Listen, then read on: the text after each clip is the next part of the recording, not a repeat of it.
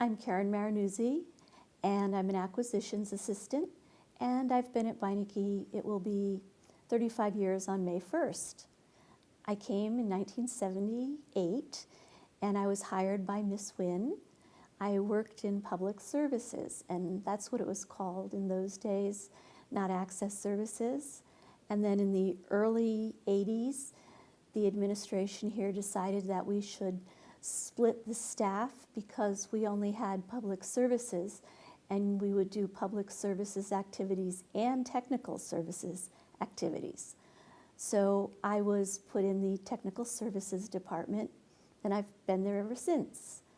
And I started out as a C-level employee, and I'm now an E-level. I'm the lead acquisitions assistant in the department, and we're now called the Printed Acquisitions Department in Technical Services.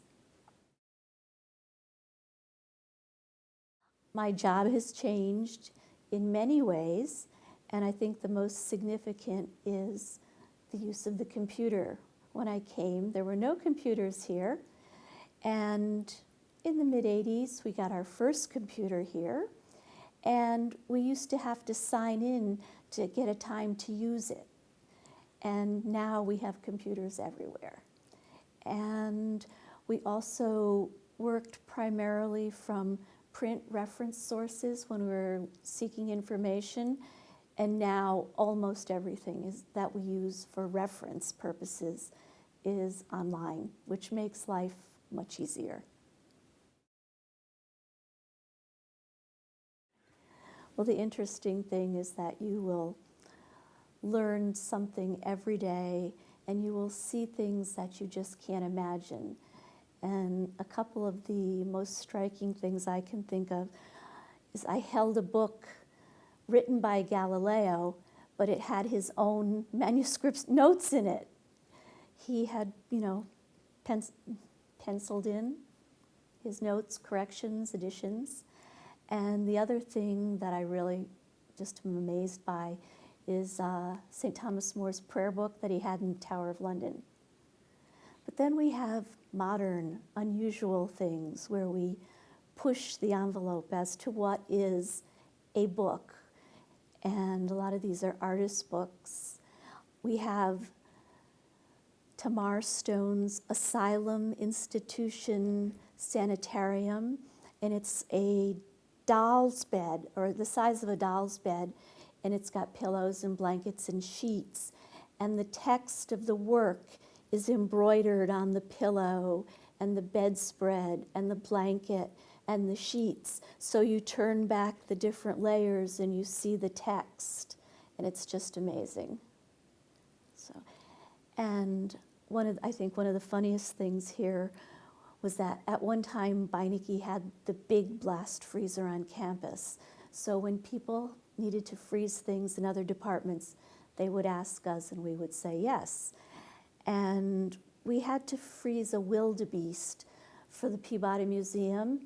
So first of all, the wildebeest was riding on the back of a pickup truck down Whitney Avenue. Then we carried it into Beinecke, realized he wouldn't fit in the elevator, and we had to carry him down the stairs. But the funniest thing was actually putting a wildebeest in a freezer.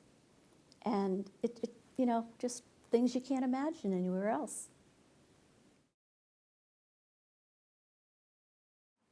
The brush. Miss Wynn, I can never call her Marjorie, I can only call her Miss Wynn. She was the Edwin J. Beinecke Research Librarian, and she was meticulous. And rare books are known to have red rot, and she didn't want any dirt or red rot anywhere where she was working. So she used a paintbrush to brush away the dirt and the red rot. And she didn't want anyone to borrow her paintbrush, so her initials were put on it. And when Miss Wynn was going to retire, she passed the paintbrush on to Suzanne Rutter, who was head of technical services, as she was the next woman who had been at Beinecke the longest.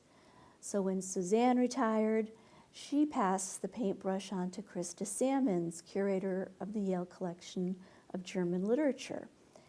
And when Krista retired, she passed it on to me because I was the next person in line. And it's been on my desk ever since.